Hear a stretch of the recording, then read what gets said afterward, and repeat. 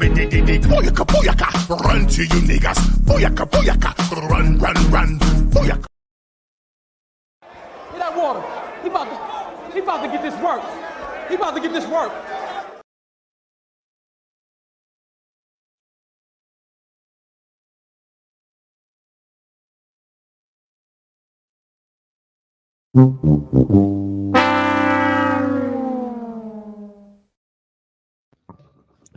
AL Gravity, any day above ground, live it. Good morning to the room.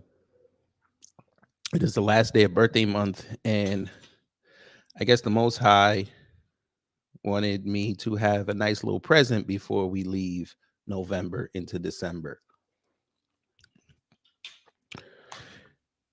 He gave hell one of the biggest pieces of firewood to keep the flames going.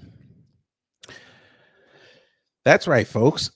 If you did not know, yesterday, Henry Kissinger expired.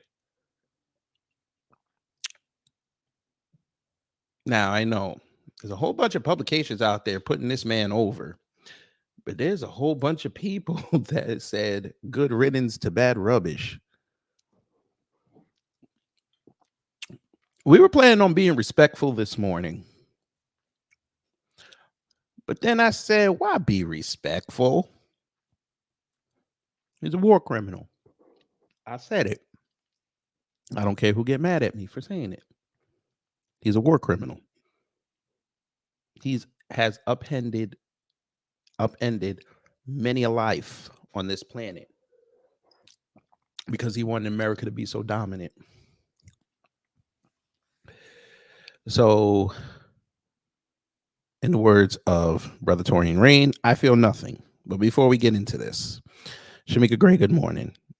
The aforementioned Foriegn, good morning. Old Grandma B1, Catsy, good morning. David Brown B1, good morning to you. Iron Will, good morning. And Cameron Jones, good morning. Yeah, this guy can go straight to hell. Now, he died at age 100, so, you know, something about these old, rich, white elitists, supremacists, I don't understand how they live this long, but okay, fine. Maybe the diet is duck foie gras and expensive bottles of wine. Oh, and rubbing dead people's blood on you. I don't know. But yeah, he did. He did. And as we'll see as the show progresses, some nations are missing him and others are they're doing this. Run to you niggas. Booyaka, booyaka. Run, run, run. Booyaka. Yeah. But you know how we do over here in America. Oh, they were going in.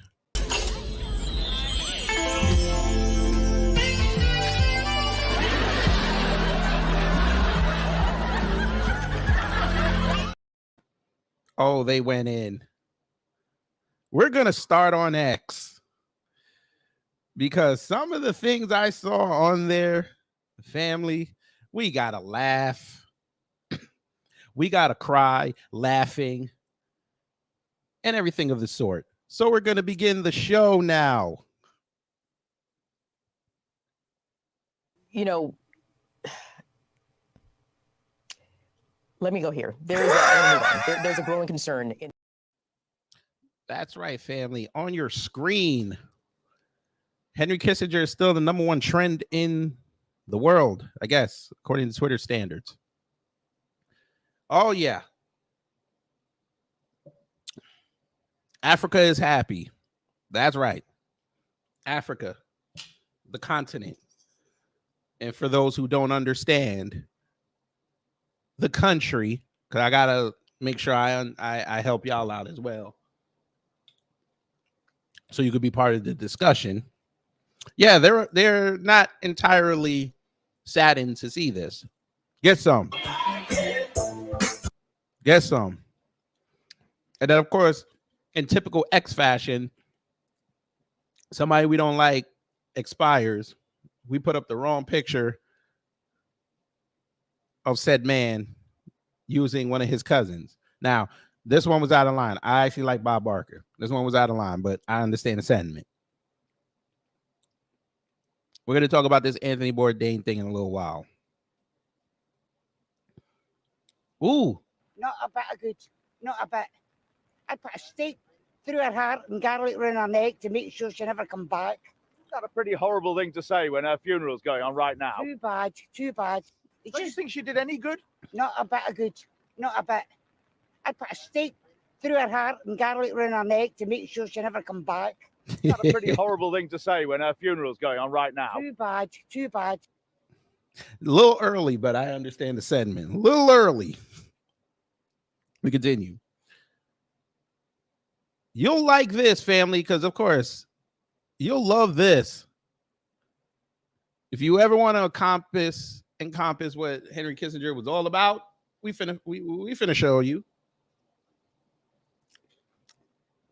For some reason, this steak and rice I made for breakfast tastes a little bit better. Solo T40, hello. Greets, hello. Blacklight Revelations, hello.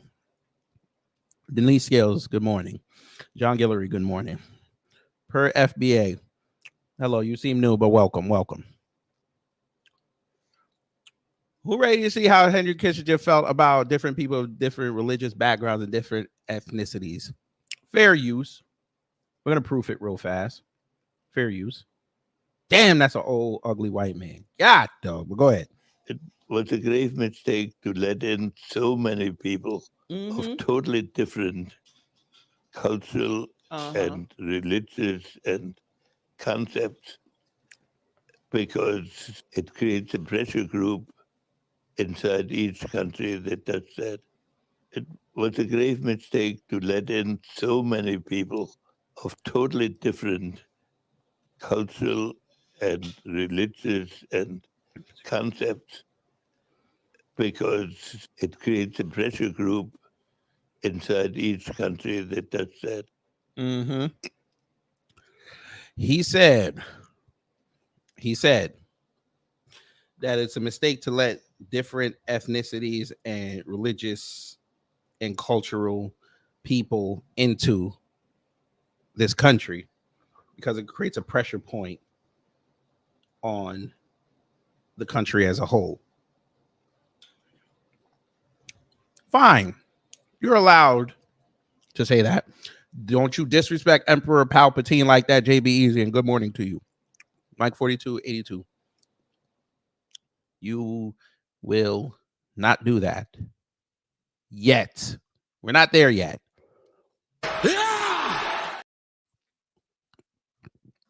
Not there yet. Not there yet.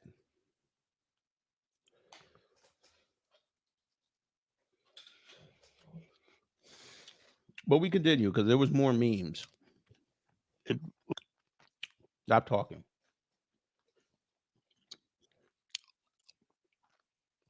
I think it's beautiful that Henry Kissinger croaked on the International Day of Solidarity with the Palestinian people.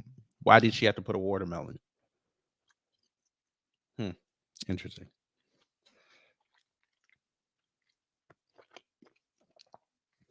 I don't even feel like celebrating Henry Kissinger's death. He lived to be 100. He lived around 25 years longer than my grandfather. He won. There's no justice in this world. I got to be careful what I say, but it's absurd we allowed him to live so long. If the establishment won't provide justice, then people need to start to. All right.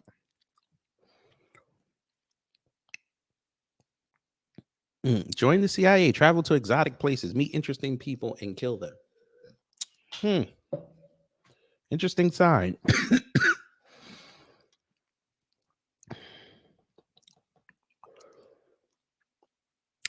You wanted him to be finished in a Vietnamese prison. Just woke up, but you know who didn't? Henry Kissinger. Yesterday, Henry Kissinger died in the comfort of his home, surrounded by loved ones who will no doubt receive a hero's funeral courtesy of the U.S. taxpayer. The corporate media will lavish him with praise, only occasionally noting his notoriety and the controversy surrounding his foreign policy. We're actually going to talk about that. Sadly, the millions of victims of that policy over the course of the past 7 decades weren't afforded the same luxuries. To the Vietnamese, Cambodians, Laotians, Bangladeshis, and many other people around the world, Henry Kissinger was the equivalent of a Himmler or Göring to them. Kissinger was one of the most influential people in the U.S. government in his lifetime and one of the ones most responsible for our decline into imperialism. The millions gone, tens of millions displaced, the hundreds of millions still suffering from the devastation of his wars. And that's before we get into the tens of thousands of U.S. troops sacrificed at the altar of his policies and the millions more who continue to suffer from the trauma they were left with. That's before we get into the burdens caused by spending trillions on war, running up debt to pay for it, leaving generations not even born yet to pay it with interest, and creating money out of thin air to finance the debt, thereby devaluing our money and causing the cost of living to continuously skyrocket. Simply put, Henry Kissinger created a vicious monster, and while he's gone now, it lives on. If it's allowed to remain, millions more will suffer in the future, maybe even billions. Let's end it for good and bury it right next to him. Well, unfortunately, war is profitable, so that's never going to happen. Leonard DeYuta, good morning. Brooklyn Queen 125, good morning. And Ricky Jones, good morning.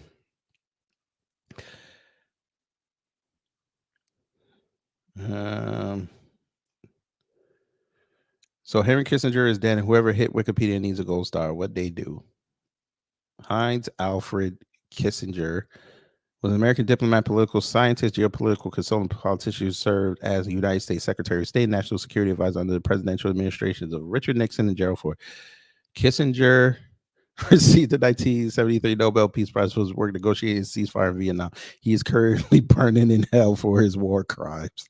God, though. Hey, I wonder if that's still up, because Wikipedia is pretty quick about that. I wonder if that's still up. Let's see. Damn, they took it down. Shit. They changed it back already. I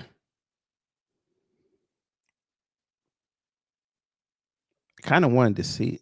Oh. Family, they protected this page until December 2nd. Damn. That must be the day of the funeral. No, that's a Saturday. Yeah, that might be the day of the funeral. Shit. They changed it already. Who's going to have fun with it? Who's going to have fun with it? All right, say less. Where we at? All right, a couple more memes, and then we're going to get into the show. I don't give a damn about Jack Posobiec. You know what? We'll leave this. We'll use this. Yeah. Ooh. He's a thug, a crook, and a liar, and a pseudo-intellectual and a murderer. All these things are factually verifiable. That he's an anti-communist is a speculation that he likes to encourage. Christopher Hitchens or Henry Kissinger. Ooh. It's flattering to the American people. They have to be lied to so much. Not contiguous to, but neighboring the United States, a democracy with which the United States was not at war. No one was ever told of that plan. We know of no authorization for Kissinger to have carried it out. Let alone the bombing of Cambodia. The bombing of Cambodia was likewise concealed from Congress. It's flattering to the American people. They have to be lied to so much, I sometimes think. And within the administration, since you argue for an indictment of the administration in general, which might be fair, it should be said that the Secretaries of Defense and State, respectively, Melvin Laird and William Rogers, were both very much opposed to the invasion of Cambodia as a violation of neutrality and of international law, and also as of a misreading of what the real causes of the war in Vietnam were. The idea that if only we could clean up a sanctuary or two across the border, the rebellion in South Vietnam would dry up seemed to them a fantasy. But there was a group of later indicted criminals around Mr. Nixon who felt that this was the only way their boss's reputation could be saved, and by taking their side against the Secretaries of State and Defense, Henry Kissinger tipped the balance. What about the old argument of moral equivalency, that these are just part and parcel of practices of the Cold War, and that what the communists were doing was every bit as awful and required a counterbalance? Attacking and killing a democratic, conservative, constitutional officer in a neighboring democracy with which the US is not at war, and a country, by the way, that can threaten nobody, Chile, in collusion with a fascist criminal group, is not anti-communism. It is, in fact, collusion with fascism. But I'd go further and say that I don't greatly care to be lectured on anti-Stalinism by Mao Zedong's best friend, by Leonid Brezhnev's preferred negotiating partner, by the man who told Gerald Ford when he was president that he shouldn't receive Alexander Solzhenitsyn in the Oval Office, which Congress thought he should, because it might offend the communists who were Kissinger's friends, by the man who is paid by the Stalinists in Beijing to this day to defend the massacre of their own young people in Tiananmen Square. I won't have it from him that he's doing this against communism. It's just another of the constituents of the gigantic lie that constitutes his reputation. He's a thug and a crook and a liar and a pseudo-intellectual and a murderer. Okay, all of those things are factually verifiable. Factually verifiable. That he's an anti-communist is a speculation that he likes to encourage.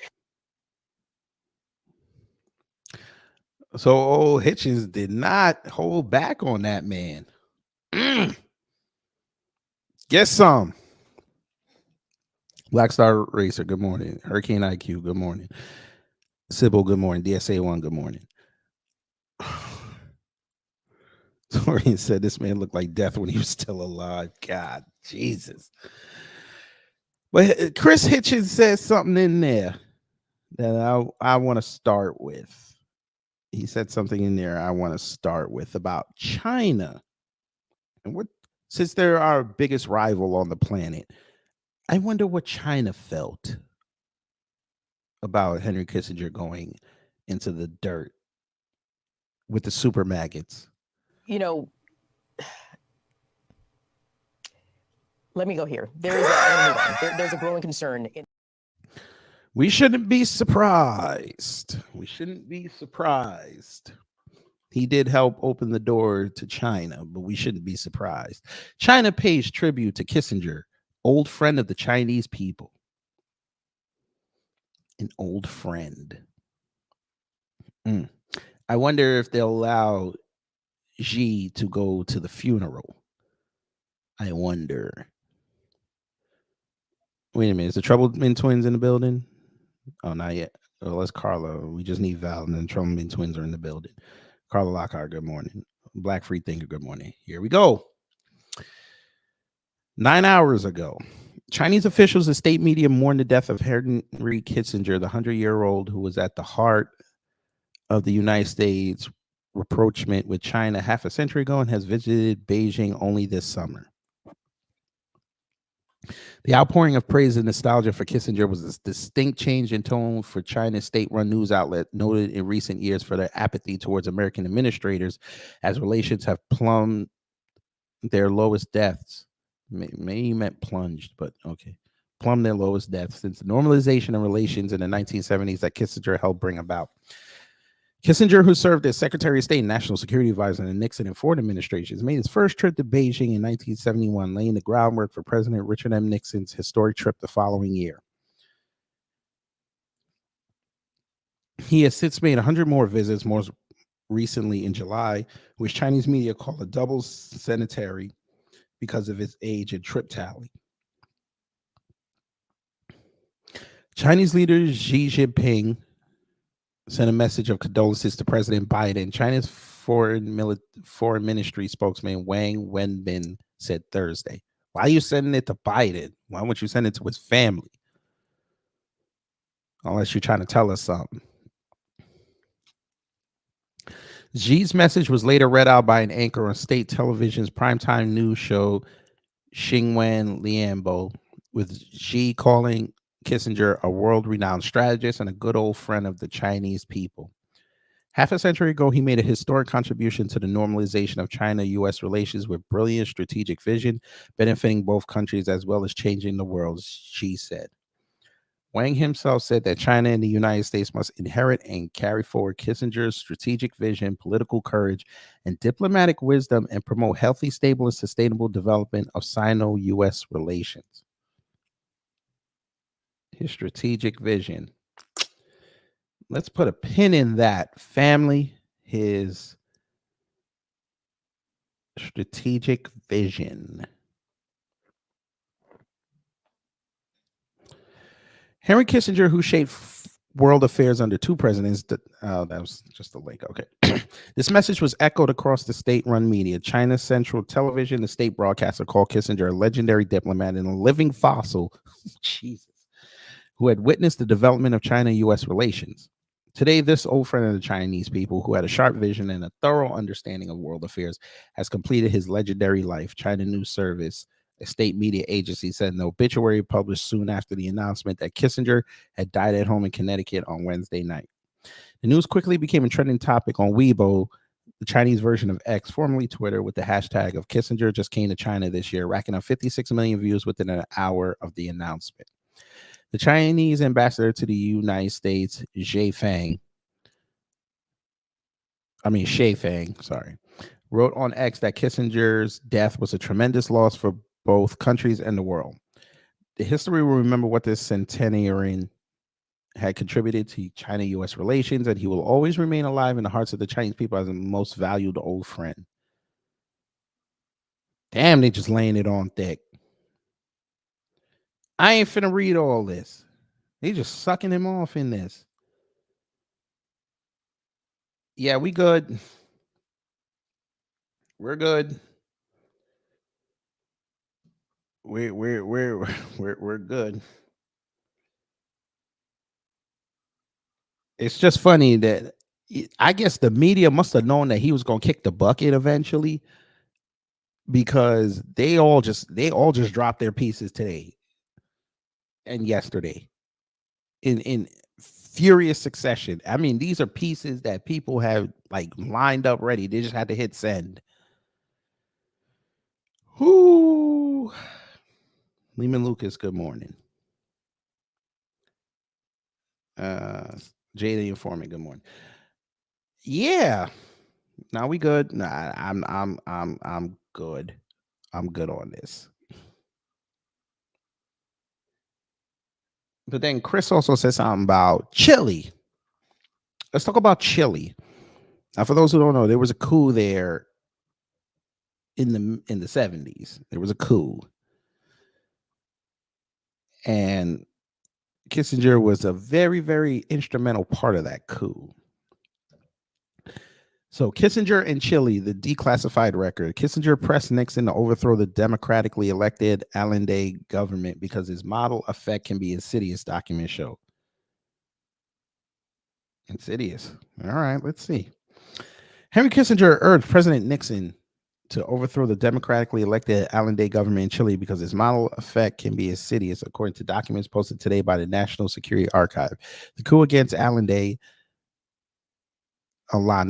whatever, occurred on this day 40 years ago. The posted records spotlight Kissinger's role as the principal policy architect of U.S. efforts to oust the Chilean leader and assist in the consolidation of the Pinochet dictatorship in Chile. The documents, which include transcripts of Kissinger's telephone conversations that were never shown to the special Senate committee chaired by Senator Frank Church in the mid-1970s, provide key details about the arguments, decisions, and operations Kissinger made and supervised during his tenure as National Security Advisor and Secretary of State. These documents provide the verdict of history on Kissinger's singular contribution to the denouement of democracy and rise of dictatorship in Chile, said Peter Kornbluh, who directs the Chile documentation project at the National Security Archive. They are the evidence of his accountability for the events of 40 years ago.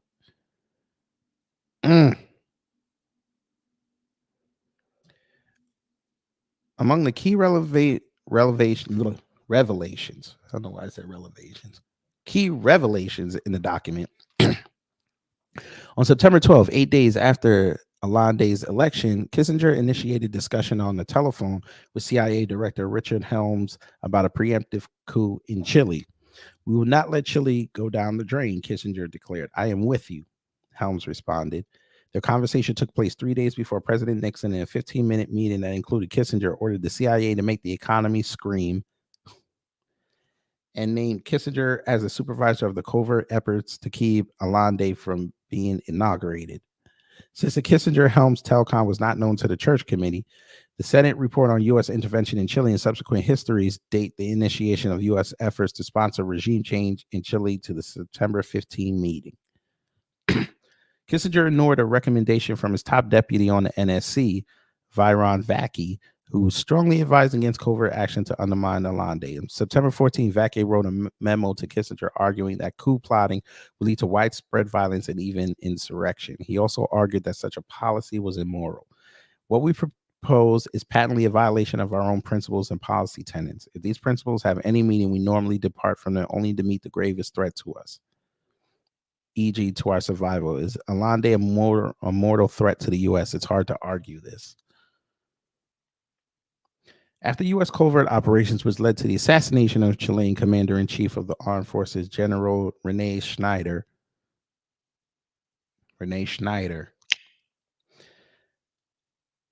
failed to stop Allende's inauguration on November 4th, 1970, Kissinger lobbied President Nixon to reject the State Department's recommendation that the U.S. seek a modus vivendi with Allende. In an 8-page secret briefing paper that provided Kissinger's clearest rationale for regime change in Chile, he emphasized to Nixon that, quote, the election of Allende as president of Chile poses for us one of the most serious challenges ever faced in this hemisphere. And your decision as to what to do about it may be the most historic and difficult foreign affairs decision you will make this year. Not only were $1 billion of U.S. investment at stake, Kissinger reported, but what he called the insidious model effect of his democratic election.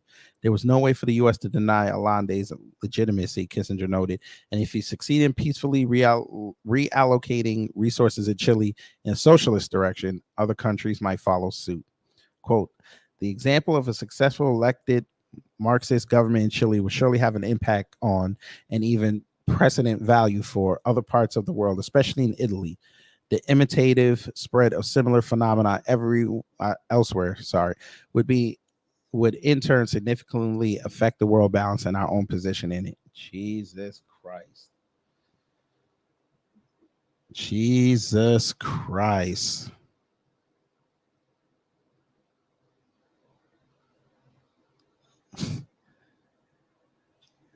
Man.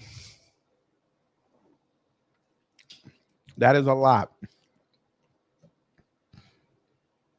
He was scared of Chile,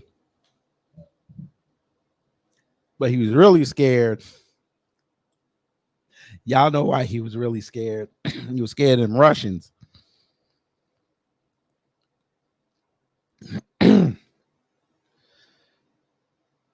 Woo.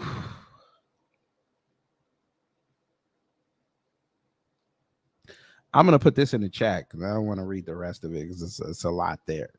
And I want to try to keep the show as succinct as possible. So we've gone over China's response. We've gone over what he did in Chile. Who wants to hear him talk about ISIS, Ukraine, and Russia? Because you know he had an opinion on that. You know, let me go here. There's a growing concern. Yeah, this was from Face the Nation 9 years ago.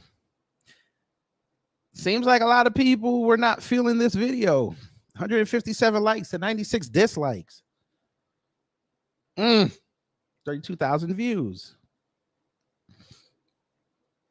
Let's see what he said.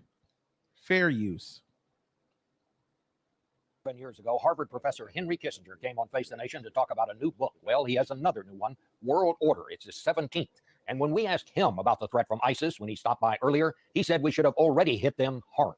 So you're talking about a massive response, not hitting one target, but hitting as many as possible. When an American is murdered on television for the purpose of terrorizing Americans, there should be a response that you would not analyze in terms of a normal response to provocation. So something has to crystallize out of this violence, and it won't happen without our leadership. We cannot do it all by ourselves, but we can make clear that certain tactics. Troubleman twins are in the building. Strongly resisted. I want to ask you about Russia. Has the Obama administration talked to you or sought your advice on Russia? Because to my way of thinking, nobody probably knows Putin as well as you do. It depends how you define the Obama administration. Until very recently, I have had no conversation, even with the security advisor, on that subject. But I have had access to the Secretary of State. It's my basic philosophy is that I don't volunteer advice. I've been in that position, and I know what it's like to. But I try to respond to questions when they're put to me. Well, let me ask you a question. What should our message be to Russia and to Mr. Putin right now? And what should our strategy be? Well, the situation has gone very far, and Russia is using military pressures which we cannot accept. And therefore, it is appropriate for us to insist that the military pressures seas. The problem, he says, is to convince Putin it is better for both sides if Ukraine becomes a bridge between them rather than an outpost of either. We need an outcome that does not make the West appear weak. And Russia needs an outcome that does not make it appear humiliated. Can one find a passage between this? We cannot permit a country to be dismembered, like Ukraine. But we should do it in a manner that keeps open the possibility that Russia joins an international system, rather than that it is put in a position where it feels totally outcast. You know, rightly or wrongly, there seems to be a perception in various parts of the world that the United States is somehow withdrawing. Do you feel that? Do you hear that? The fundamental public statements of the administration have emphasized more what we should not do than what we can achieve. And they have implied that a withdrawal of America from certain regions is actually beneficial to these regions. And I think the fear in the countries that I know, and it's very many of them, is that the United States is withdrawing. And the worry is not so much about American presence, it's about American absence. As for the partisan divide in Washington on foreign policy, Kissinger believes America must always remain involved, must always play a role. I would anyway prefer it if both parties had a comparable policy in that respect and disagreed mostly on tactics. We shouldn't tell the American people that there are two absolute solutions, because they aren't. We are in a historic process in which every part of the world is changing simultaneously, but it cannot change creatively without a major American contribution. Dr. Kissinger's book goes on sale around the world this week. We'll be back in 1 minute. Who bought the book? Who bought that book? Yes, Catsy. He thinks that Russia should complain of everybody else sandbox. Man, look here. No.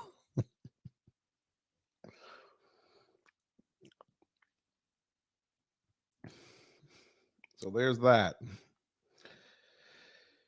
Oh boy. It's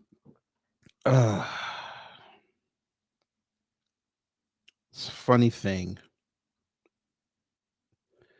It's a funny thing.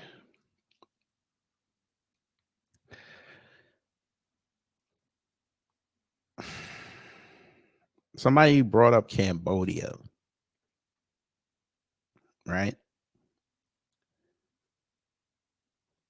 Tabernacle. This is what Anthony Bourdain said in his book, A Cook's Tour, Global Adventures in Extreme Cuisines. Once you've been to Cambodia, you'll never stop wanting to beat Henry Kissinger to death with your bare hands. You will never again be able to open a newspaper and read about that treacherous, prevaricating, murderous scumbag sitting down for a nice chat with Charlie Rose or attending some black tie affair for a new glossy magazine without choking. Witness what Henry did in Cambodia, the fruits of his genius for statesmanship, and you will never understand why he's not sitting in the dock at The Hague next to Milosevic. While Henry continues to nibble nori rolls and ramaki at A-list parties, Cambodia, the neutral nation he secretly and illegally bombed, invaded, undermined, and then threw to the dogs, is still trying to raise itself up on its one remaining leg. Safe to say that Anthony Bourdain was not a fan. And we shall prove it with this clip. Fair use. Is it even useful for Indonesians to look at that extraordinarily painful, awful period of time? We're journalists, right? You know, you've got to believe allowing these stories to be told, is going to be to the good. I don't know. I want to believe that. I really do. I do believe it. Yeah. Oh, by the way, y'all got to hear the unedited version. I do this for y'all. Fair use again. Henry Kissinger and a penguin walk into a bar. I'm not asking what you do, But what would I fucking hate him? Yeah. Because You hate Henry I Kissinger. fucking hate him. Yeah. Because in some small way, sir. You hate Henry I Kissinger. fucking hate him. Yeah. Oh, my. Very good. I like him. Well, leave mommy alone.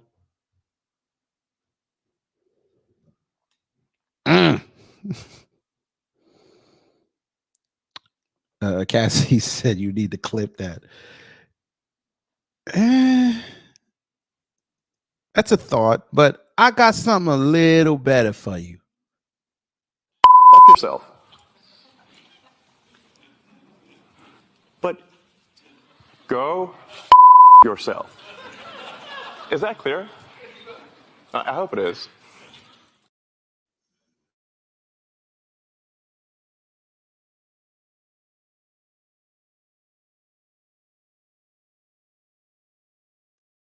All right. We take requests here at Beyond Borders Media. And a lot of white folk have demonstrated eloquently that they don't have no sense. That's not for Anthony. That's for Henry and Nixon and Ford and a whole lot of them. Yeah.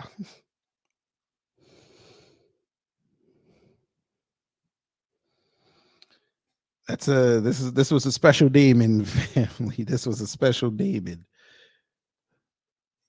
You don't believe me. You don't believe me? This was a special demon? Say, I figured. You know, let me go here. There's a growing concern. Yeah, he wanted to go see Fidel in them. And we're going to show you why he wanted to go see Fidel in them. Henry Kissinger considered Cuban airstrikes in 1976. U.S. Secretary of State Henry Kissinger drew up plans to smash Cuba with airstrikes nearly 40 years ago, government papers obtained by researchers show. He was angered by Cuba's 1976 military intervention in Angola and was considering retaliation if Cuban forces were deployed elsewhere in Africa.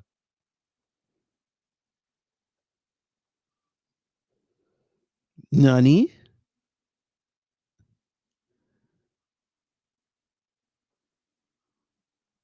Huh.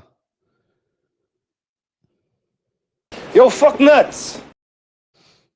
He wasn't playing out here, huh? All right, let's go. The information comes from documents declassified at the request of the National Security Archive. They show that Mr. Kissinger was eager for the U.S. to stand up to Cuba. The documents from the Gerald Ford Presidential Library show that U.S. officials devised plans to attack ports and military installations in Cuba, in addition to measures ordered by Mr. Kissinger to deploy Marine battalions based at the U.S. Navy base at Guantanamo Bay to clobber the Cubans.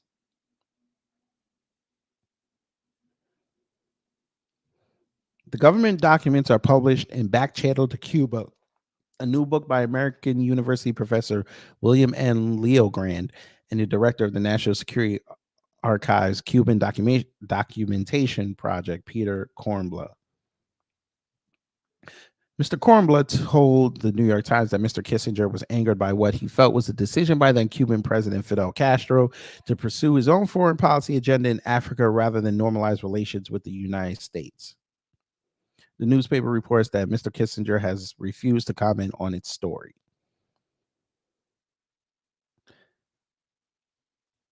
Mr. Kissinger, Secretary of State from 1973 to 77, initially supported underground efforts to improve relations with Cuba. But the newly released documents show he was infuriated by Cuban President Fidel Castro's decision in late 1975 to send troops to Angola to help the newly independent nation fend off attacks from South Africa and right-wing guerrillas.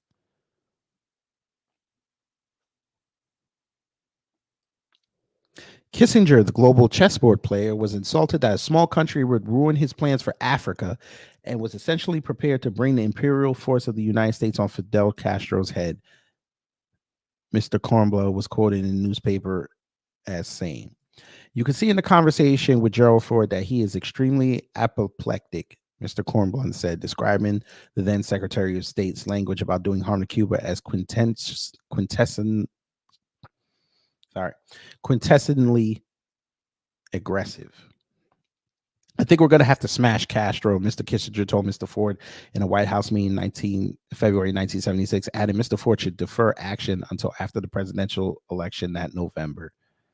I agree, Mr. Ford said. U.S. contingency plans drawn up on the options warned any military aggression by the U.S. and Cuba could lead to a direct confrontation with the USSR. Cold War was a motherfucker.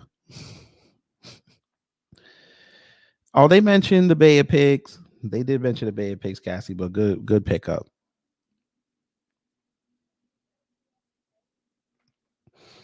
Like I said, there is a disc that says Illuminati on it, read by Myron C. Fagin. You should check it out. Okay. His world order begins with a Z. I'm trying to think. I'm still debating if I should show that. Congress did something, ironically, the same day he passed away.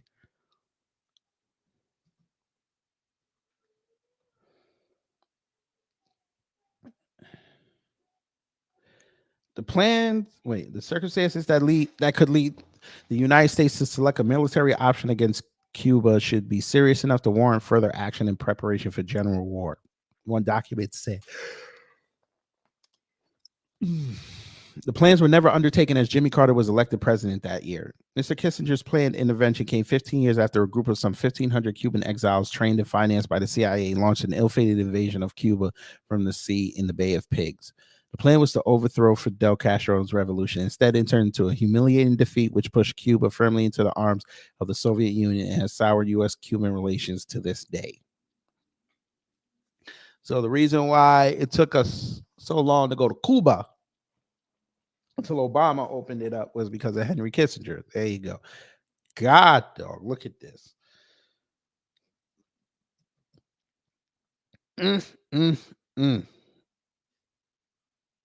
Ain't that something?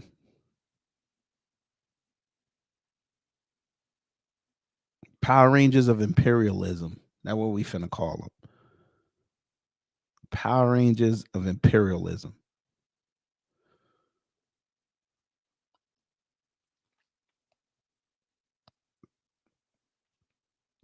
Supporters of Mr. Kissinger say he played a key role in U.S. foreign policy under Presidents Nixon and Ford at the height of the Cold War, pointing out that he brokered détente with the Soviet Union, paved the way for President Nixon's landmark visit to China, and who they argued negated the communist threat in Latin America.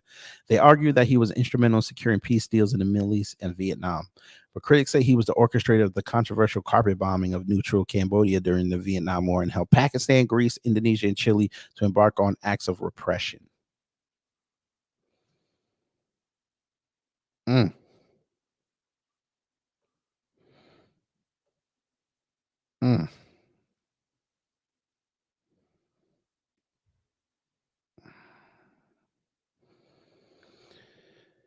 Whew. This man.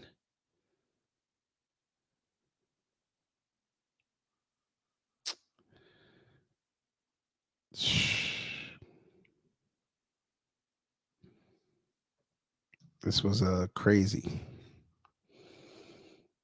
Yes, it does. Like the way I said, Cuba. Yeah.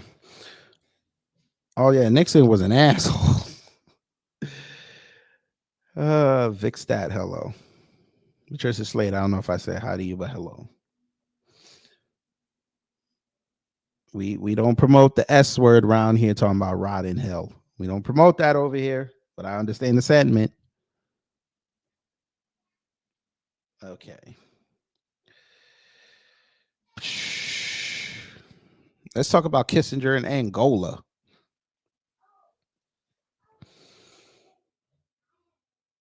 Yes. So it says Kissinger in Angola. Why would Kissinger plan a covert operation in Angola? Because he wanted to exorcise the ghosts of Vietnam, and he thought the war would provide a cheap boost to American prestige and his own reputation. Ego wars never work out well. Ask Napoleon. For Ronald Reagan and a great many Americans, the arrival of Cuban troops in Angola in 1975 epitomized the poison fruit of détente. The way they saw it, the Soviets had dared for the first time to engage in a massive military intervention in Africa. They had pushed their Cuban proxies forward, and they had found this act of naked aggression both painless and profitable. President Ford and Kissinger had been unable to devise an effective response. They had blustered and made demands unbacked by action, Reagan charged. This narrative contains only one element of truth. Kissinger and Ford had fumbled in response to the Cuban intervention in Angola. The backdrop of the story is straightforward. In the late 1950s, France and Britain, Africa's major colonial powers, had concluded that delaying the inevitable end of their imperial rule would risk turning the local elites into enemies, whereas promptly granting independence would allow the metropoles to retain economic and political influence in their former colonies. Belgium had followed suit. And that's where we are today, folks. You got independent nations in Africa, but it's still under a crown. Ain't that something? Lisa Jackson, good morning. Thank you for the $20 super chat. The lake of fire is where he went, devil. Well, a lot of firewood. Lord Sky and I said, playing puppet master with human lives will always be condemnable. Sorry. You should try experiencing it firsthand. I think Ukraine is probably the best example they're going to get. But we'll see. But Portugal bucked the tide. As a result, in the early 1960s, armed struggle broke out in Angola, Guinea-Bissau, and Mozambique. This posed a serious problem for American policymakers. The U.S. Air Force had critical military facilities at the Laje Air Base in the Azores, which meant Washington wanted to remain friendly with Portugal without appearing to support its colonial wars in Africa. From the Kennedy through the Nixon administrations, American officials asserted that the United States sold weapons to Portugal only on condition that they not be used in Africa. But the Portuguese diverted the weapons there anyway. Quote, "We would have been fools not to have done so," a Portuguese general remarked. Now and then the Americans would grumble it was all for show. In April 1974, Portuguese military officers overthrew the country's dictatorship. They moved quickly towards decolonization. Guinea-Bissau became independent in September 1974 and Mozambique the following June. In both countries, there had been only one guerrilla movement which inherited power in a smooth transition. Angola, however, had three guerrilla movements: the Popular Movement for the Liberation of Angola, MPLA, the National Liberation Front of Angola, FNLA, and the National Union for the Total Independence of Angola, UNITA. They had fought each other as bitterly as they had the Portuguese. The MPLA leaders espoused an eclectic interpretation of Marxist-Leninism that was, Yugoslav officials noted, adapted to the specific conditions and needs of Angola. The FNLA and UNITA were anti-communist but led by corrupt and unprincipled men.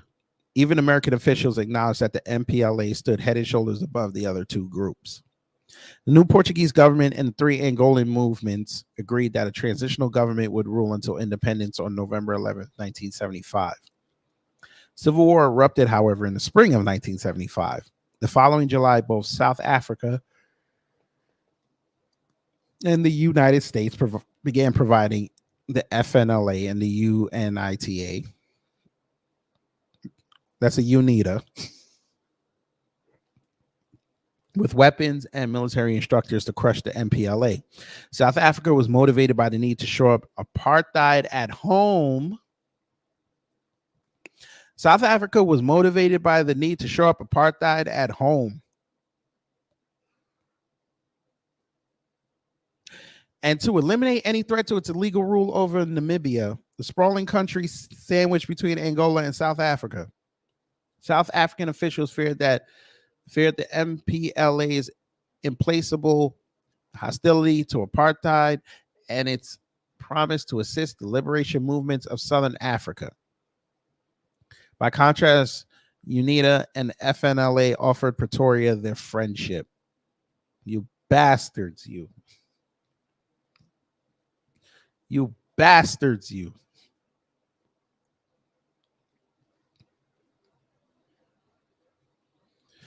In the United States, senior officials from the Departments of State, Defense, and the Treasury advised against a covert operation. An MPLA victory, they argued, would not threaten U.S. interests, but one man disagreed, Henry Kissinger. And Kissinger ruled the roost. He served as both National Security Advisor and Secretary of State. President Ford, who knew very little about foreign policy and nothing about Angola, deferred to Kissinger. Easy way to get manipulated. Why would Kissinger plan a covert operation in Angola against the advice of his aides? It was not to counter the Kremlin. The Soviets were behaving with great restraint in Angola. They distrust the MPLA leaders and did not want to jeopardize the SALT II negotiations, with the United States. Therefore, they had sent very little aid to the MPLA, nor did Kissinger argue that American economic interests in Angola were threatened. What impelled him to act was Vietnam. In April of that year, the South Vietnamese regime had collapsed. For Kissinger, this debacle was both a national and personal humiliation. It undermined his standing at home, and it made America look weak abroad. The display of resolve in Angola would exorcise the ghost of Vietnam, and the installation of a client regime in Luanda would provide a cheap boost to American prestige and to his own reputation. By September, however, it was evident that the MPLA was winning the war, despite the arms and instructors that Washington and Pretoria had supplied to the FNLA and UNITA. It was winning not because of Cuban aid. No Cubans were yet fighting in Angola or superior weapons, but because, as the CIA station chief in Luanda noted, the MPLA was more effective, better educated, better trained, and better motivated. Ain't that something? Kind of sounds like us. When we're on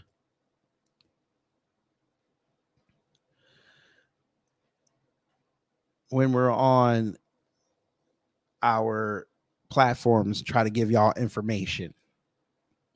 They don't like that because we're more effective. A lot of us are better educated than the shills that they send outside. We're better trained because we watched how the news over the years distorted the view of black folks. And we're better motivated because we actually do want to see people rise up, especially our people. But hey, we like giving out comparisons.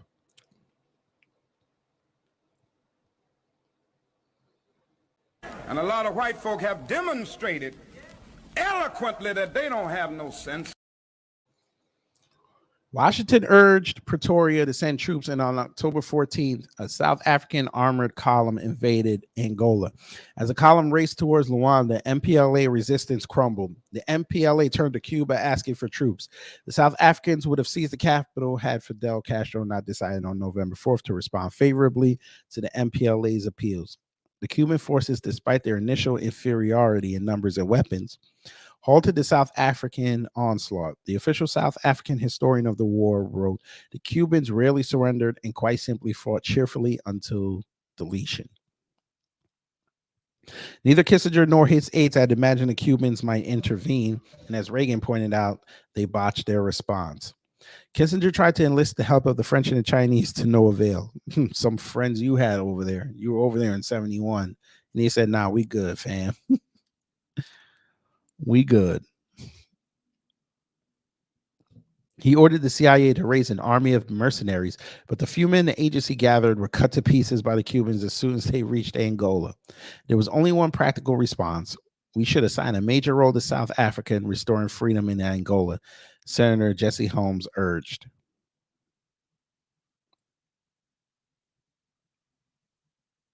Ford and Kissinger would have been happy to oblige, but Pretoria demanded that Washington openly endorse its invasion and pledge military assistance if the Soviet bloc escalated.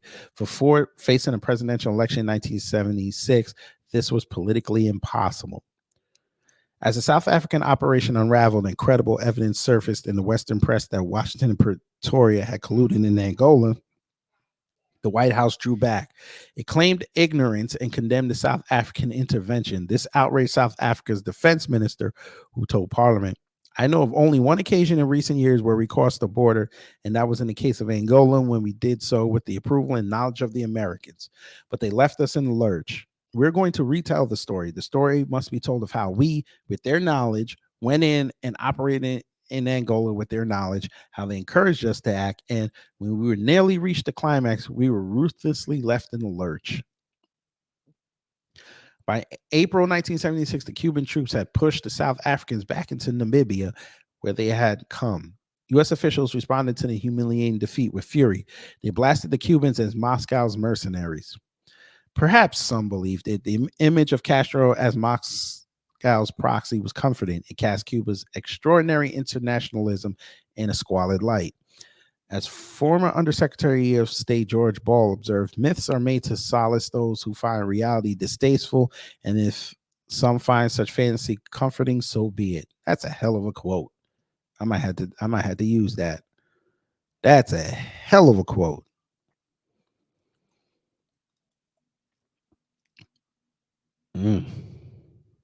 Well, damn, Val. Tell us how you really feel.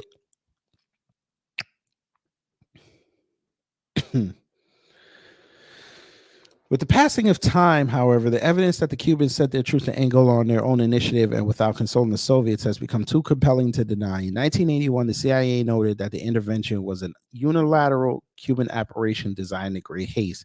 Even Kissinger was forced to reconsider. Castro had confronted the Soviets with a fait accompli, he admitted in his memoirs. Castro had sent his soldiers because of his commitment to what he called the most beautiful cause, the struggle against apartheid. He understood that the victory of the Pretoria-Washington Axis would have tightened the grip of white domination over the people of Southern Africa. Well, ain't that something? Kissinger acknowledged that Castro was probably the most genuine revolutionary leader then in power. The tidal wave was unleashed by the Cuban victory the tidal wave unleashed by the Cuban victory washed over Southern Africa. Two statements from across the political divide in apartheid South Africa illustrates its psychological impact and the hope it aroused. In February 1976, the Cuban troops were pushing Pretoria's army out of Angola. A South African military analyst wrote, in Angola, black troops, Cuban and Angolans, have defeated white troops in military exchanges. Son of a bitch.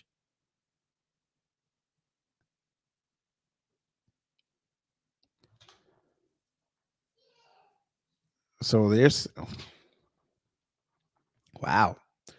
So the Cubans, they considered black.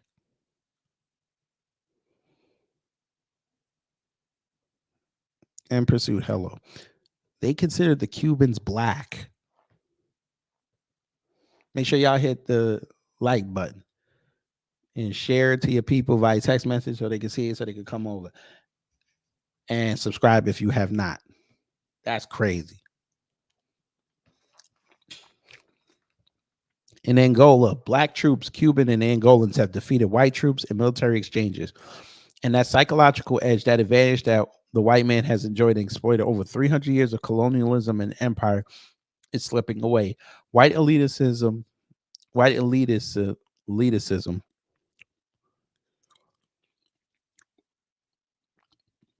has suffered an irreversible blow in Angola, and whites who have been there know it. Woo.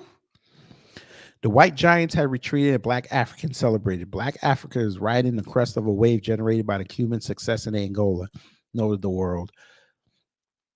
South Africa's major black newspaper. Black Africa is tasting the heady wine of the possibility of realizing the dream of total liberation. Kissinger's foolhardy adventure brought thousands of Cuban soldiers to Angola, where they remained until 1991. They protected the Angolan government from South African attacks and trained Namibian and South African freedom fighters. In 1988, they gained the upper hand over the South African army and forced Pretoria to allow free elections in Namibia.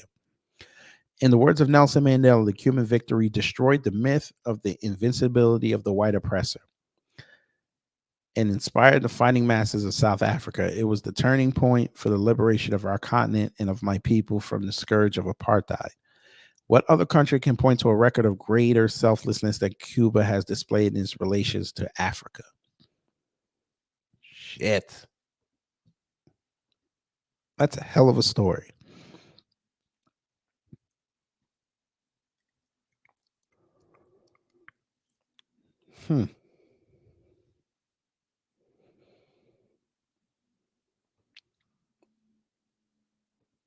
That's a hell of a story.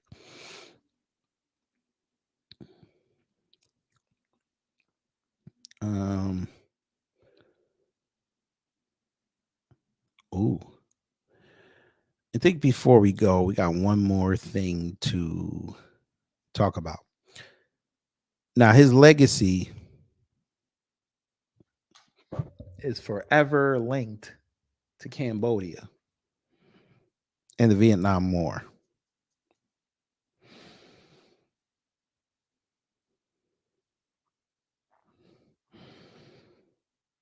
We're going to take a look at that.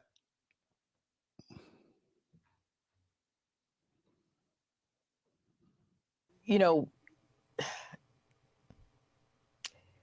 let me go here. There's I'm gonna move on. There's a growing concern in.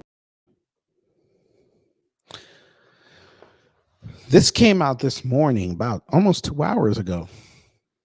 Opinion piece on Newsweek. As a child, I fled the Khmer Rouge. Kissinger's Legacy in Cambodia by Sofal Air, Associate Professor, Arizona State University. Henry Kissinger, who died on November 29, 2023 at the age of 100, stood as a colossus of U.S. foreign policy. His influence on American politics lasted long beyond his 8-year stint guiding the Nixon and Ford administrations as the National Security Advisor and Secretary of State, with successive presidents, presidential candidates, and top diplomats seeking his advice and approval ever since. But his mark extends beyond the United States. Kissinger's policies in the 1970s had immediate impact on countries, governments, and people across South America, the Middle East, and Southeast Asia. Sometimes the fallout, and it was that, lasted decades. In some places, it continues to be felt today. Nowhere is that more true than Cambodia. I'm a scholar of the political economy of Cambodia who, as a child, escaped the brutal Khmer Rouge regime with 4 siblings, thanks in large part to the cunning and determination of my mother. In both a professional and personal sense, I am aware of the nearly 50-year impact Kissinger's policies during the Vietnam War have had on the country of my birth. The rise of the murderous regime that forced my family to leave was, in part, encouraged by Kissinger's policies. The cluster bombs dropped on Cambodia under Kissinger's watch continued to destroy the lives of any man, woman, or child who happens across them. Indeed, when the current U.S. administration announced its intention in 2023 to provide cluster bombs to Ukraine, the Prime Minister of Cambodia was quick to call out the lingering damage the munition causes. Counterfactuals are not the best tool of the historian. No one can say how Cambodia would have developed were it not for the Vietnam War and U.S. intervention in Southeast Asia. But prior to the U.S. bombing of Cambodia, the country was touted as an island of peace by then leader Prince Norodom Sihanouk. Probably said that wrong. With a developing economy and relative stability. After Cambodia gained its independence from its French colonial masters in 1953, Sihanouk presided over what was seen as a golden age for Cambodia. Even Lee Kuan Yew, the founder of modern-day Singapore, visited Cambodia to learn lessons on nation building. The country's independence from France did not require any hard fight. Neighboring Vietnam, meanwhile, gained independence only after the bitter anti-colonial First Indochina War, which concluded with the rout of French troops at Dien Bien Phu in 1954. But Cambodia's location drew it into the subsequent war between the newly independent communist North Vietnam and U.S.-backed South Vietnam. Cambodia wasn't officially a party in the Vietnam War, with Sihanouk declaring the country neutral. But Washington looked for ways to disrupt communist North Vietnamese operations along the Ho Chi Minh Trail, which cut across Cambodia's east, with Sihanouk's blessing, and allowed the resupply of North Vietnamese troops on Cambodian soil. Kissinger was the chief architect of the plan to disrupt that supply line, and what he came up with was Operation Menu.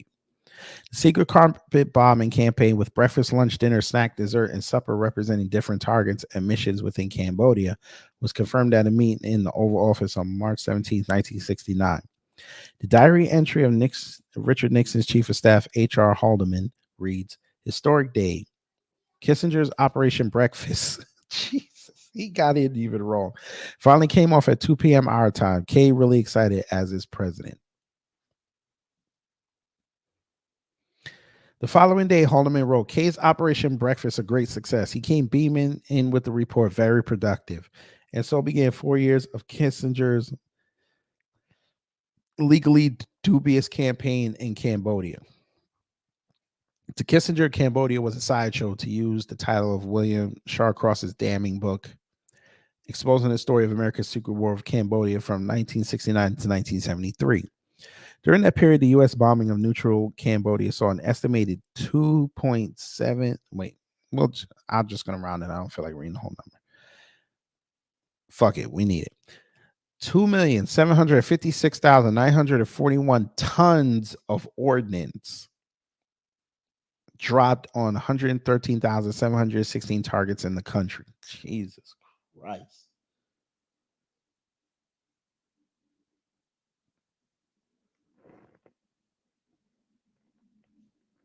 That's over 5 billion pounds. Jesus Christ.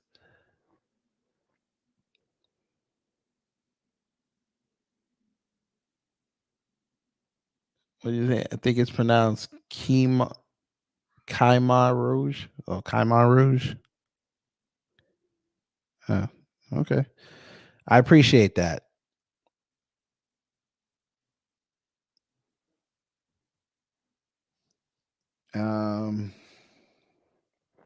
Let me go back in.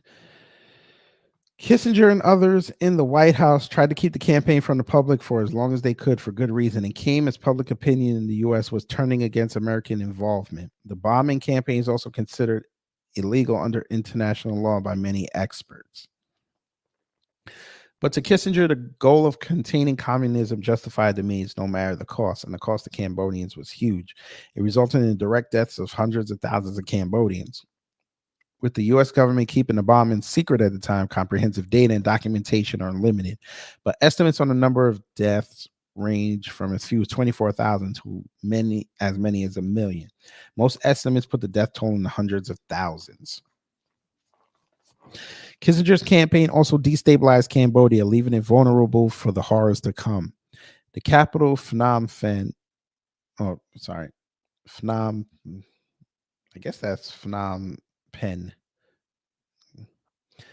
ballooned in population because of the displacement of more than 1 million rural citizens fleeing U.S. bombs. Meanwhile, the bombing of Cambodian citizens contributed to an erosion of trust in Cambodia's leadership and put at question Sihanouk's policy of allowing the North Vietnamese access through the country's east.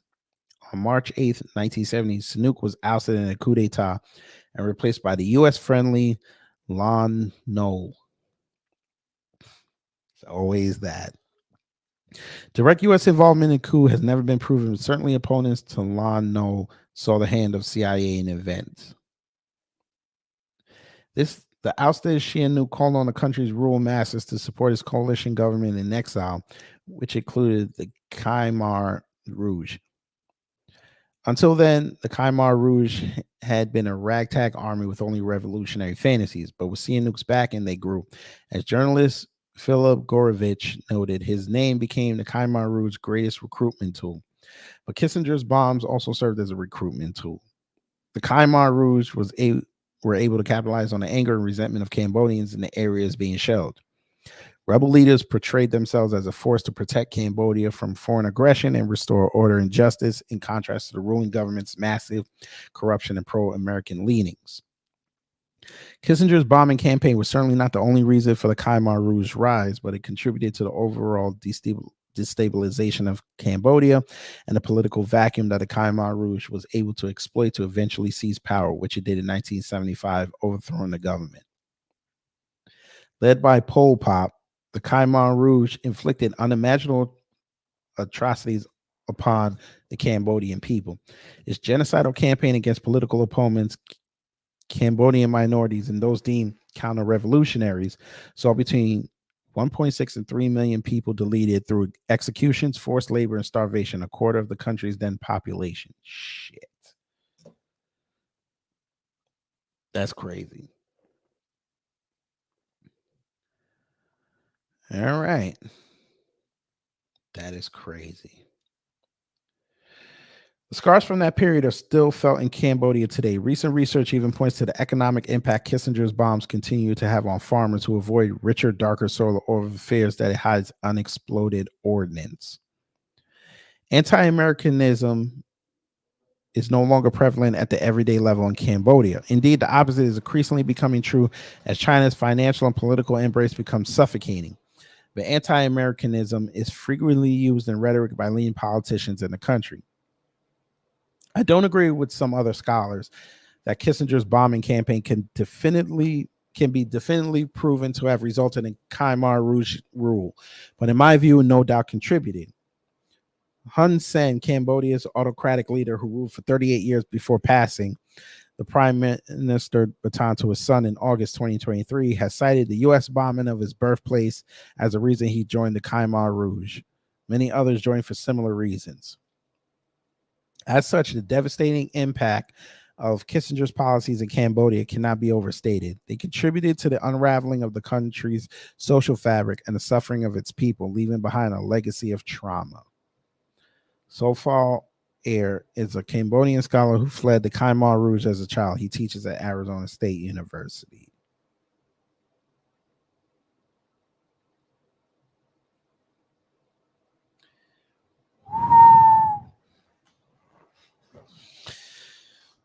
Well, then, that's something. That is something. Whew. There's a lot to take in. Now, admittedly, I didn't do a lot of research on Henry Kissinger, but I mean, any one of these subjects, Cuba, Angola, Cambodia, Israel, Iran, you could do like a whole career's worth of research on just those. Just pick a place. That's crazy. But I think in unison, I think we all have the same message to Henry Kissinger. Fuck yourself. But go yourself. Is that clear? I hope it is.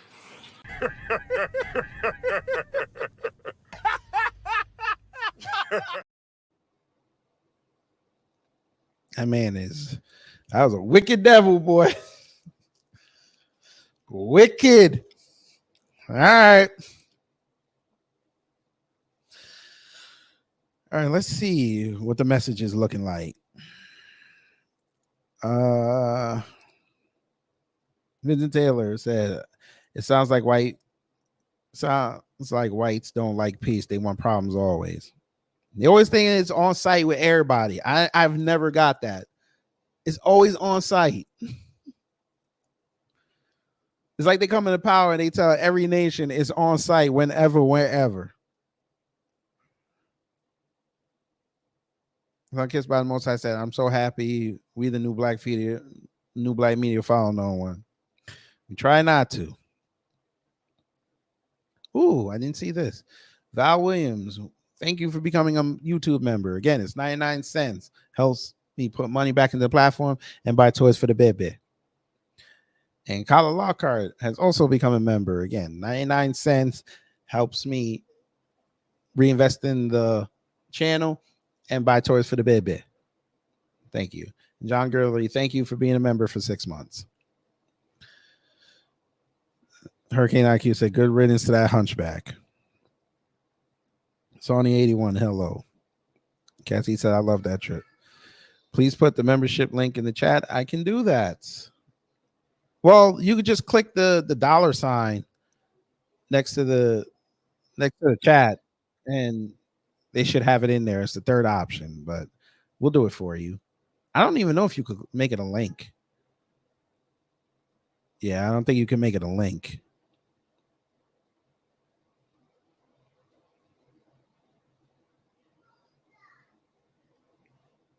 Yeah, since you're on your phone, you just go to where you type the chat. The $sign should be in there. Should be there. If not, give me 1 second. Let me see. Let's see. Let's see. It might be, or you could, well, they should have a button on the phone when you click my avatar. There should be a button there that says join. Nope, only 6. Okay. Try this. Try that. I don't know if that's going to work. Sybil said Castro sent black troops, black athletes, but he did not want black Cubans as part of the Cuban government. He practiced Jim Crow just like in the U.S. Well, everybody got to be anti-black some way. Can't be fully with us because that looks bad to the world at large. It's all good.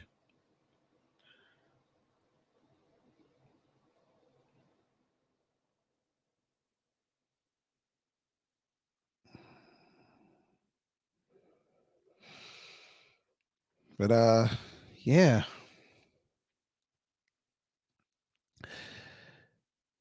I don't know. Anybody got anything to say? They want to come up and say it? I mean, we'll open that up real fast. If not, I'll leave. I'll stay around for another 10 minutes. Let people get off. If not, then I'm just gonna get ready to go to plantation. But this is crazy. Bastard.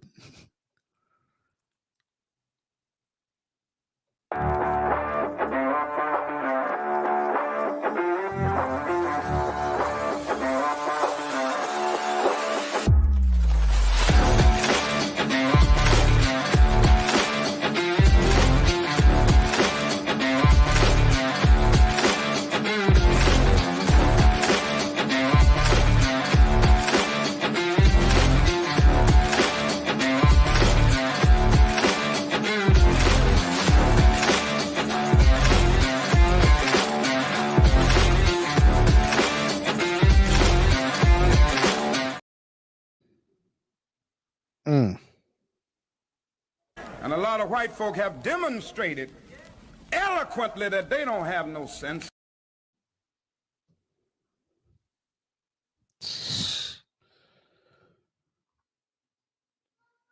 Kissinger. When you think you get away from somebody, you don't get away from them.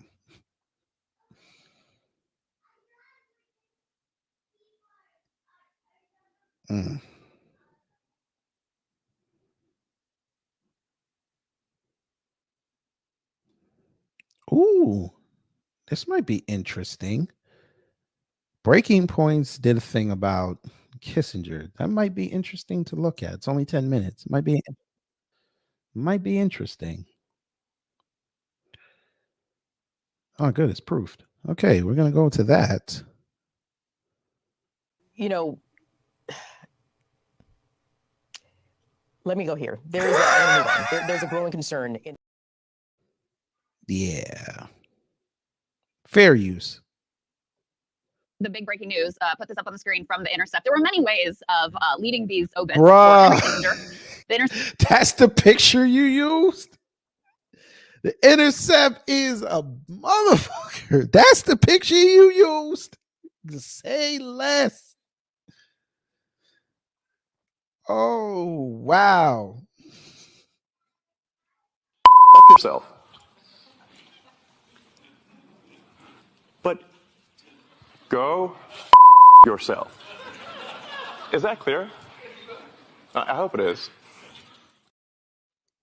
Intercept goes with top U.S. diplomat responsible for millions of deaths dies at 100. Let me read you a little bit of this. They say few people have had a hand in as much death and destruction, as much human suffering in so many places around the world as Henry Kissinger. This was written by journalist Nick Turse, who we actually had on the show, I believe in the past year, was Emily and I were on. He had uncovered new deaths attributable to Kissinger, even, in the past couple of years in Cambodia.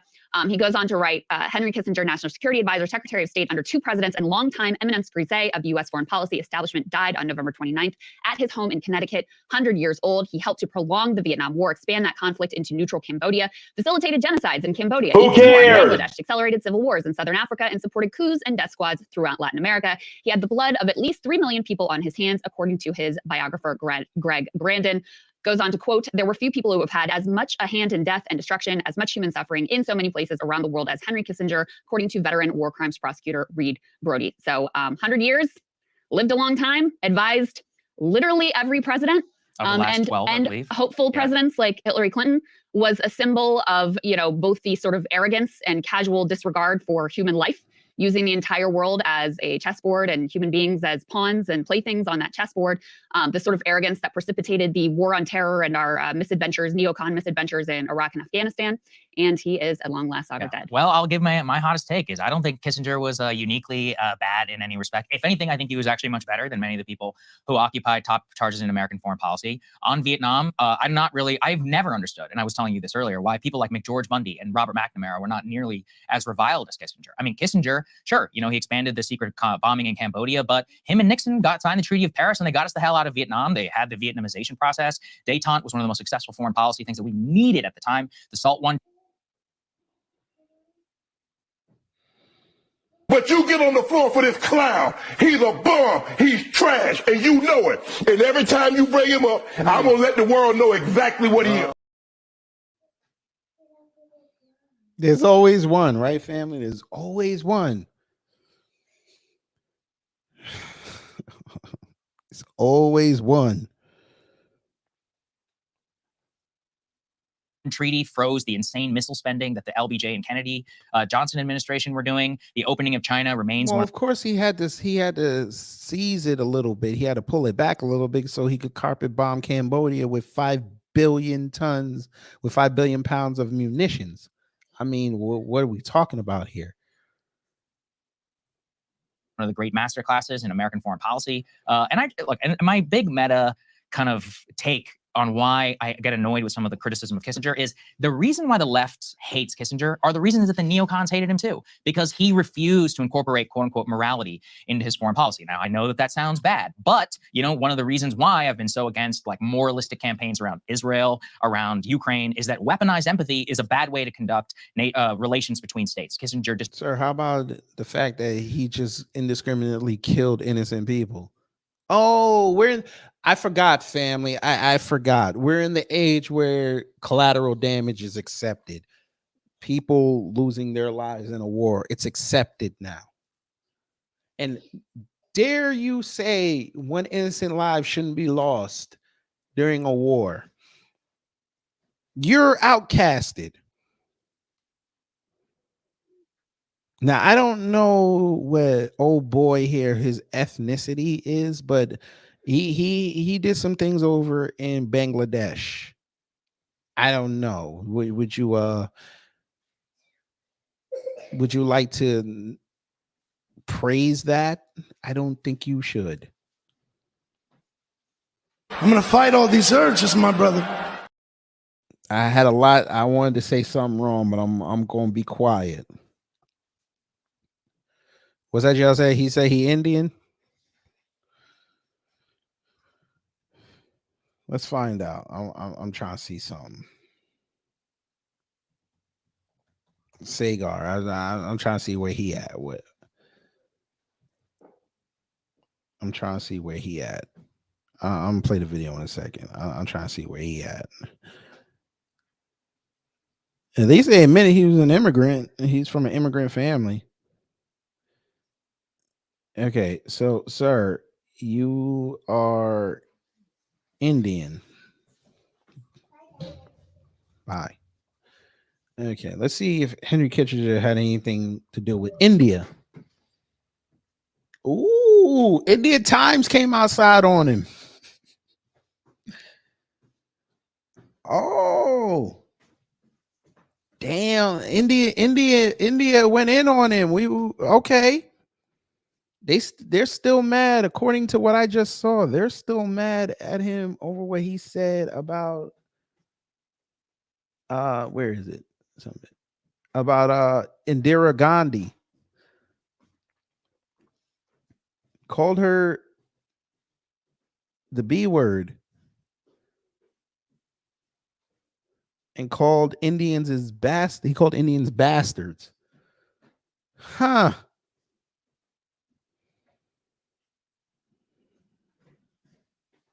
But I guess because he changed his tune a little bit, right? All right. That's all y'all need. Y'all just need a little bit of somebody turning their cheek and putting you over, and then he's cool. All right. You got it. You got it, Sagar. Go ahead. Disregarded that along with Nixon and pursued, in most cases, a pretty realist policy and was confined by some difficult political circumstances at the time. So I think people like Rumsfeld, who, by the way, is the person who eventually defeated Kissinger in bureaucratic combat, people like McGeorge Bundy, people like McNamara, many of I forget the CIA director's name for Ronald Reagan and all of them, they're far worse in terms of, George H.W. Bush. Well, okay, so, but he was the president. And that actually brings me back to Kissinger was not the decider. It was Nixon. It was Ford. It was Kennedy. It was Kissinger was incredibly influential Yes, he was, over right. a long period of time. Sure. Kissinger was literally picking out places on the map to bomb, So was indiscriminately LBJ. bomb. Yeah. And so you and I have a fundamental difference of opinion, philosophical difference in terms of conduct and morality. And, I'm opposed to genocide. I'm opposed to war crimes. This man was a war criminal. There's no two ways about it. Read Christopher Hitchens' book on it if you want to know all the details. But I mean, even just with regard to Vietnam, he intentionally blew up peace talks in an attempt to try to get Nixon into the White House. Then he's rewarded with the National Security Advisor's job. So even if you're just talking about Vietnam, he prolongs this conflict for years and expands it into Cambodia and Laos. The U.S. dropped 540,000 bombs on those places. They slaughtered 150 to 500,000 Cambodian civilians. So, I can't really just look past that. And the other piece I would say, even if you don't care about genocide, backing Pinochet in Chile, these brutal military dictatorships, even if you're like, I don't really care if it serves American interests. The other piece of it, and why it is so consistent and why he's like the grandfather of neocons, is because there's such a level of arrogance, thinking that we can just move these pieces on the chessboard around, not care about any of the humanity involved, and not experience any sort of fallout or blowback from those sort of adventures. So he did support the war in Iraq. It's not like he was opposed to it, because this is completely consistent with his ideology. Now, the neocons may have tried to wrap their ideology in idealism, but the reality is that they were very much consistently trying to pursue their own version of Kissinger's strategy, which is, again, why, in spite of all of his various record of criminality over many decades, he still was feted by elites from both parties consistently. And, we're talking a lot about the loss of U.S. credibility and how can they ever say anything with a straight face about care of democracy, human rights, et cetera, given the support of Netanyahu's, indiscriminate bombing in Gaza right now. Kissinger really is like the grandfather of that too. We can point to the Iraq War and the loss of U.S. credibility, but it really goes back to him and the total disregard for law, constitutionality, and any sort of care and concern for human rights. I understand. I just don't think human rights or morality or any of these things really have anything to play whenever it comes to how you should conduct yourself, because ultimately you find yourselves like the Biden administration and all the governments before them backing places like Saudi Arabia and then talking about other things in Ukraine. It's like, it's never going to be consistent. Whenever you live in a messy world, it's going to be messy. So you might as well disregard the pretense. I think he was caught on one of the Nixon tapes basically saying exactly this. I would just say again, I don't think he's uniquely bad in that period of American history. I could buy that I think part of why he stands out for people as such a uniquely evil figure is because he is this sort of symbol of the banality of evil that was embraced by presidents of both parties over such a long period of time. Maybe. And so, to say like, oh, well, other American like foreign policy advisors did bad things, is like, obviously that's to me, true. it's way worse. I mean, I don't know how you get worse than being responsible for like millions of people's deaths and backing genocides in various places and military coups, et cetera, et cetera. Yeah, but that's my point, is that by this regard, I mean, FDR heavily supported Joseph Stalin. He bailed him out in many respects, and Stalin was responsible for in many cases more deaths than Hitler. That's my point, is that you live in a messy world. It's like sometimes we have to make choices about who we support and who we work with. And at the end of the day, and also on 68, it's not 100% confirmed that they blew up those peace talks. Although it is controversial. I actually would still love, if anybody who's alive who was president at that time, we're still looking for total confirmation. I think détente was a great policy. I think SALT I was what this country needed at the time. He bought us a long time before Afghanistan, the eventual rollback people who came under Reagan. I mean, he, within the political confines at the time, pursued Vietnamization, signed the Treaty of Paris. He got our POWs out with I think it was part of the negotiation with the eventual Viet Cong. Under him and Ford, they did not, strike back against the fall of Saigon, which was the correct and unpopular policy at the time. So there were a lot of things that they did, which I support, and I think were on on balance really good for America. Now, did he have a lot of mistakes and did he make a lot of dumb calls like supporting the war in Iraq? Yes. He also opposed NATO expansion, spoke out for not interfering in Ukraine. He believed very strongly, as I do, in the spheres of influence ideology. So I don't think he is. He said don't go into Ukraine because he wanted Russia to be under the wing. He didn't do it just because he wanted to be moral about it. Come on.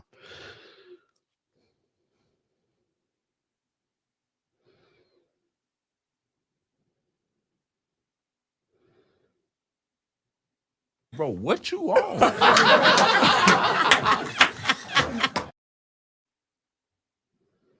Welcome, Cassie, to being a member of the channel. Remember, it's 99 cents. Helps me reinvest back in the platform and get toys for the bit.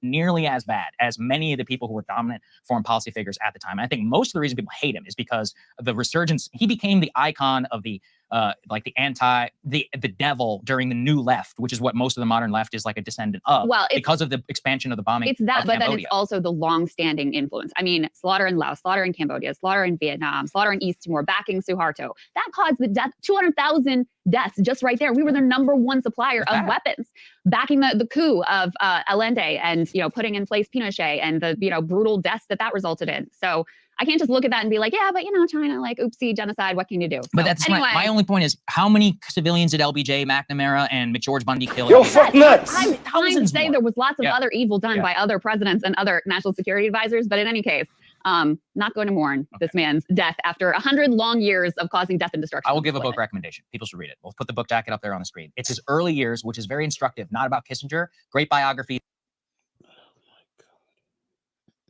Are you getting like a commission for shilling? Yo, fuck nuts.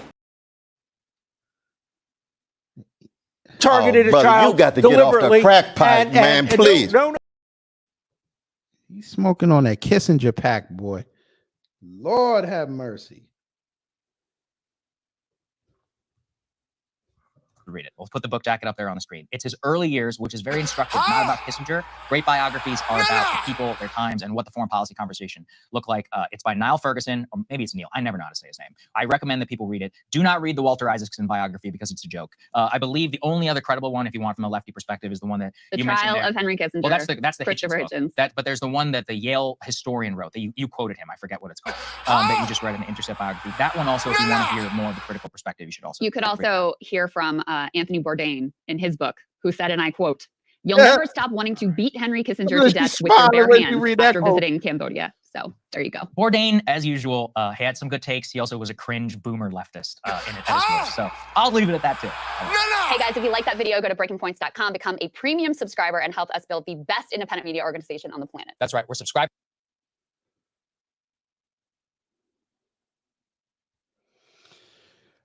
That wasn't a bad segment, but I think I got an appropriate response for that one. I think we have an appropriate response for that. Now get out, man. Two of you are fucking up a nice day. I don't know what the hell he was on. Jesus. I think he's trying to get in to have exclusive coverage for Breaking Points of the Kissinger funeral. So he could say he had unbridled access to the politicians that are going to show up. I wonder if Xi is going to make a return appearance to the U.S.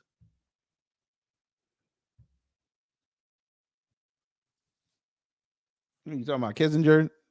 Nah. I don't think Kissinger was a Democrat. I think he was a Republican.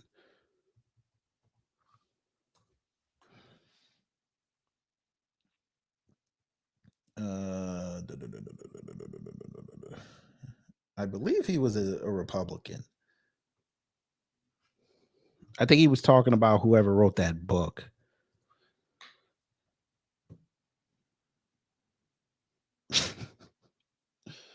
Bruh. You got, bruh. Who the fuck? All right, fuck it. Fuck it. Fuck it. I just saw this. That there is a problem. Larry, get the fuck out of here. Like, You know, let me go here. There's I'm gonna move on. There's a growing concern.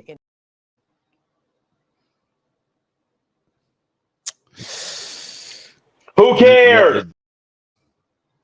Why is this a story? I don't care what Mia Khalifa thinks. Why is this a story? Who wrote this?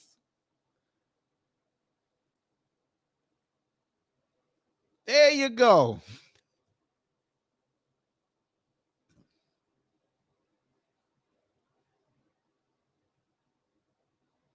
oh my God, bro. Why is this a story? You wrote this? It must be a slow news day on that side.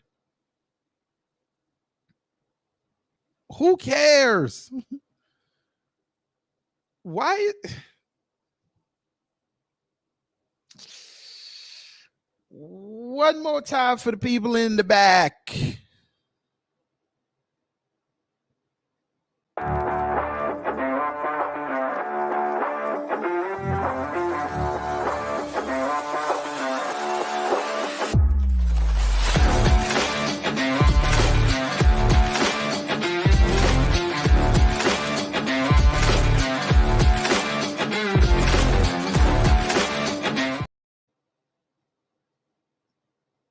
That was your contribution to the story of Henry Kissinger kicking the bucket. We have to care how Mia Khalifa felt about it. Plenty of prominent celebrities out there probably said something. Maybe. But your best get was Mia Khalifa. Mia Khalifa.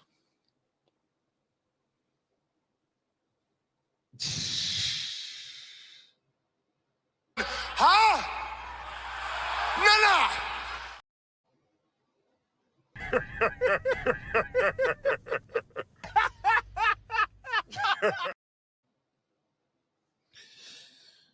Oh, God. If this is what's passing as journalism, Fuck yourself. But go yourself. Is that clear?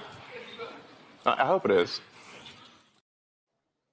that's for not only the journalists who had to write that bullshit, but that's also for me and Khalifa. Go fuck yourself. Who cares? Anyway, I think I'm about done, family.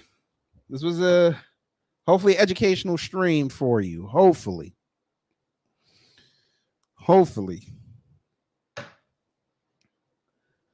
So we have come to the end. I am done teaching. Hopefully you learned something. If you did not, I will try to be better. But if you did, I have done my job. And unfortunately, I am saddened, family, because it is the end of one of my favorite times of the year, birthday month. Birthday month is over. I know for the rest of you that don't have birthdays in November,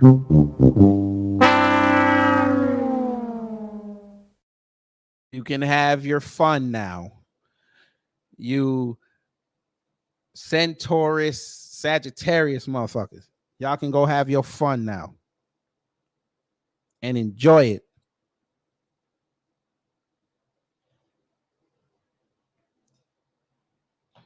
But it was another exciting time in birthday month. But before we go, I want to check on the results of the two polls that I put up. Y'all really went in on that male one. 252 responses. Y'all even went crazier on that one than the Candace Owens one about the females. That's encouraging. That means you guys have been listening. That's appreciative. So technically, right now, for the female category, Sambo Lorien Awards 2023. Vote for your favorite Sambo Lorien in the female category. 179 votes.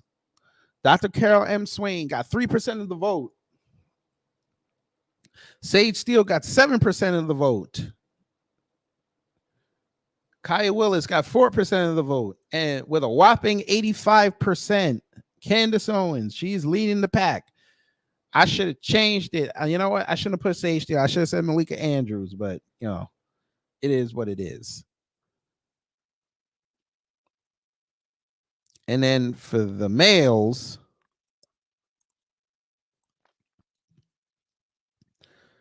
it's a little closer. So Tatum Tots is at 28%. Barrington Doobie Doo, aka Barrington Martin II, he's at 8%. Black Conservative Perspective, aka Greg Forehead, is at 13%, and Fatlock is leading the pack with 51%. And I think he should win by default because he responded to the video I did about him and Dion. Oh, he was talking about Anthony Bourdain. I believe he was a Democrat. But, I mean, doesn't really matter now. He's transitioned. But, yeah, we're that's gonna be fun. We got a few more, probably 2 more weeks. Maybe it'll change. Who knows?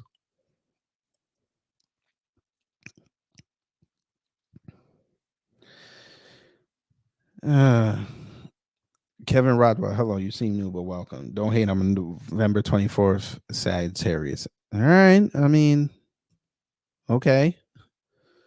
You Centaurus motherfuckers, you Mutaro ass niggas, man. Y'all go somewhere.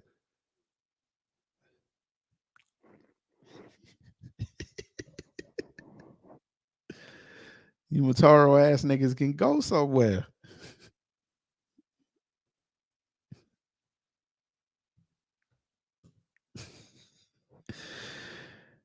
It's all good. I'll tell it to you. Hello. I didn't say hi to you. Hello. But I just loved it how the media tried to sanitize this man.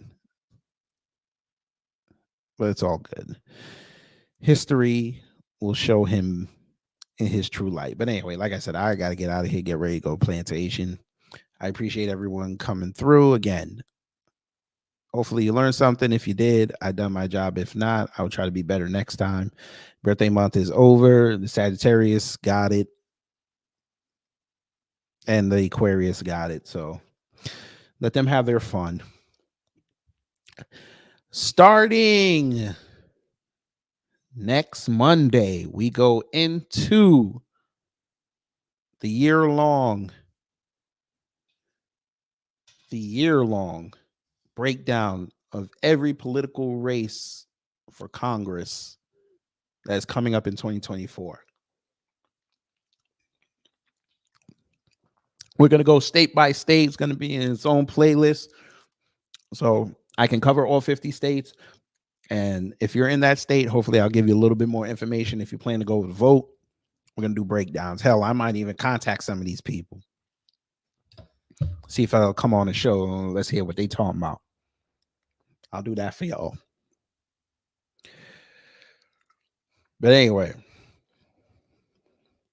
I'm going to get up out of here. Take care. Stay safe. And you know what to do when you see white supremacists that live too long finally kick the bucket. Say it loud and say it proud with everybody in the room. Fuck yourself. But go yourself.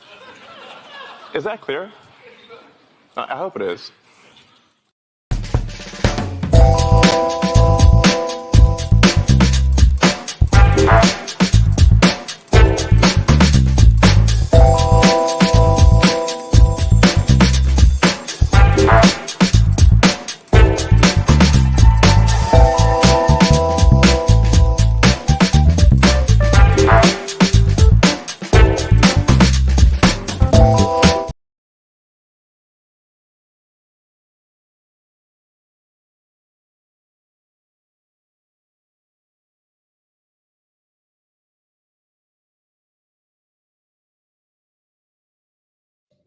Mataro ass motherfuckers.